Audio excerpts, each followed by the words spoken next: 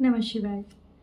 Bachelor remedy में आज जो आप रेमेडी सीखेंगे वो सबसे डिफरेंट है। इस पूरे वीडियो में आप सिर्फ एक ही रेमेडी सीखेंगे, लेकिन ये मास्टर रेमेडी है।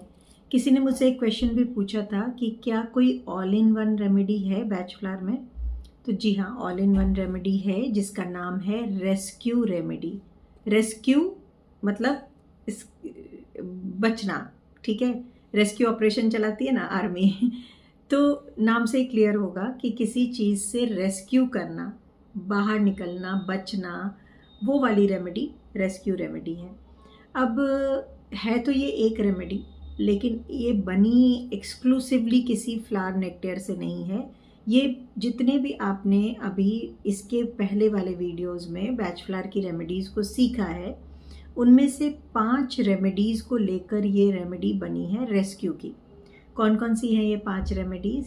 मीन्स आप बहुत क्लियर रहिएगा कि रेस्क्यू रेमेडी जो है वो मेन रेमेडी एक ऑल इन वन रेमेडी है कि आपको अगर किसी को बैचलर रिकमेंड करना है और आप कंफ्यूज हैं, आप नहीं समझ पा रहे कि कौन सा दूं, क्या करूं, जो ऑल पर्पस रेमेडी होता है। जैसे कि क्रिस्टल में एमेथिस्ट एक ऐसा क्रिस्टल है कि आप किसी को भी किसी पर्पस के लिए भी एनर्जाइज करके दो, वो मास्टर क्रिस्टल है, तो वो अपना काम करेगा।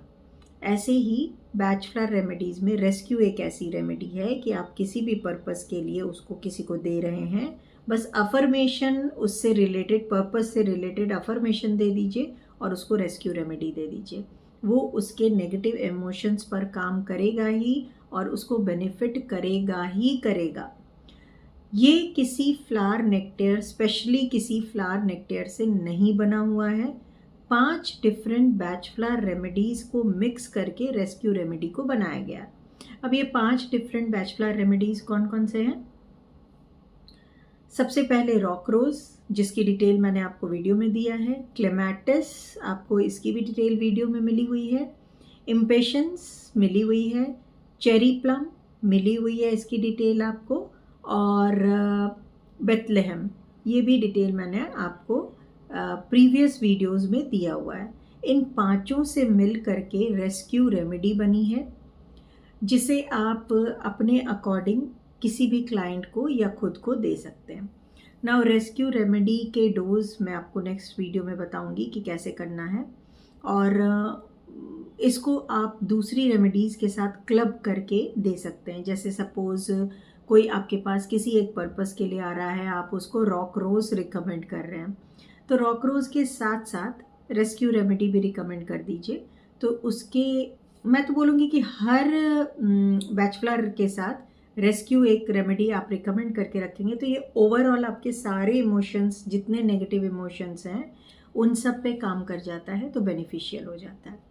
बट फिर आप बोलेंगे कि जब एक ही से ये सब होना था तो आपने फिर अलग अलग हमें इतनी सारी रेमेडीज़ क्यों बताया? फिर तो हमें यही बता देते कि रेस्क्यू रेमेडी है, किसी को भी किसी भी नेगेटिव इमोशन का काम हो, रेस्क्यू रेमेडी दे देना।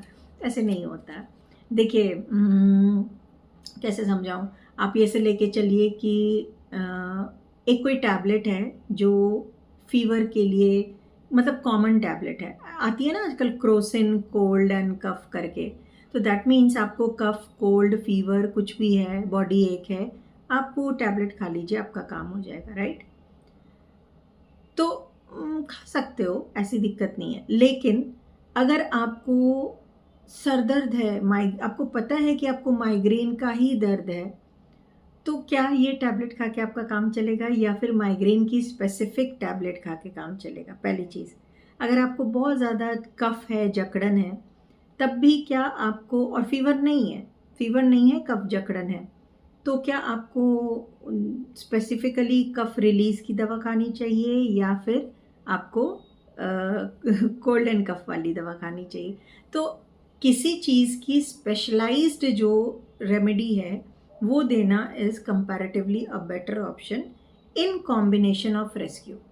तभी मैंने आपसे बोला कि रेस्क्यू दीजिए, लेकिन उसके साथ ऐसा नहीं कि सिर्फ रेस्क्यू दे करके आपने छोड़ दिया, उसके साथ जो स्पेशलाइज्ड, जिस पर्पस के लिए क्लाइंट आपके पास आया है कि भाई मुझे ये दिक्कत है, भाई मेरा कंसंट्रेशन नहीं है, मैं पास ट्रॉमा है मुझे, तो आप उसको रेस्क्यू के कॉम्बिनेशन में वो चीज़ ज़रूर दीजिए। मुझे स्किन प्रॉब्लम है तो रेस्क्यू का कॉम्बिनेशन में स्किन प्रॉब्लम से रिलेटेड बैच फ्लावर ज़रूर दे दीजिए।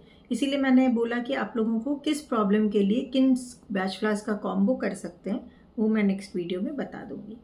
सो अभी इस वीडियो में इतना ही समझिए कि ऑल इन वन अगर कोई बैच फ्लावर है कि जब आप कुछ भी ना समझ में आए, कंफ्यूज हैं, पजल्ड हैं, या फिर आप देखें कि अब इसको अलग अलग बहुत सारी प्रॉब्लम्स हैं, तो मैं कितने बैच फ्लावर दूँ, 4 5 6 कितने दे दूँ, तो फिर रेस्क्यू ज़रूर दे दीजिए। और जिस चीज़ की सबसे ज़्यादा प्रॉब्लम है उसको इसके साथ कॉम्बो कर दीजिए।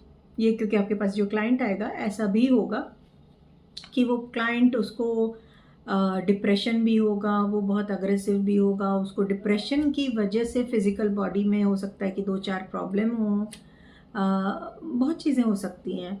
और फिर आपका डायग्नोसिस अलग है, ये तो वो आकर बताएगा, आपका डायग्नोसिस अपना कुछ कहेगा। तो अब आप क्या करेंगे? वो पास्ट लाइफ ट्रॉमा में भी है, मतलब पास्ट के किसी ट्रॉमा में है, उसकी वजह से डिप्रेशन है, उसकी वजह से फोबिया है, उसकी वजह से वो एक ओपिनियन कैरी करके बैठा है और दूसरों को इल ट्रीट करता है। तो फिर क्या करेंगे? तो कितने सारे बैच फ्लावर देंगे? वो सुबह से रात तक बैच फ्लावर तो नहीं पीता रहेगा। तो फिर आप उसको रेस्क्यू दीजिए और इतने सारे प्रॉब्लम्स में आप आइडेंटिफाई कीजिए कि सबसे ज़्यादा ज़रूरत किस चीज़ के लिए है इसको, वो उसका बैच फ्लावर अलग से दीजिए प्लस रेस्क्यू दीजिए। तो इस तरह से रेस्क्यू को आपको यूज़ करना है। सो अभी आज इतना ही रखते हैं। नेक्स्ट वीडियो में आपको डोज और कॉम्बिनेशंस वगैरह के बारे में बता दूंगी, जो कि एक्सपेक्टेडली लास्ट वीडियो होगी बैच फ्लावर की, या फिर देखूंगी अगर मुझे लगेगा तो आपको कुछ अफर्मेशंस भी बताऊंगी कि आप क्या अफर्मेशंस दे सकते हैं किस बैच फ्लावर रेमेडी के साथ। आज के लिए इतना ही रखती हूँ। नमः शिवाय।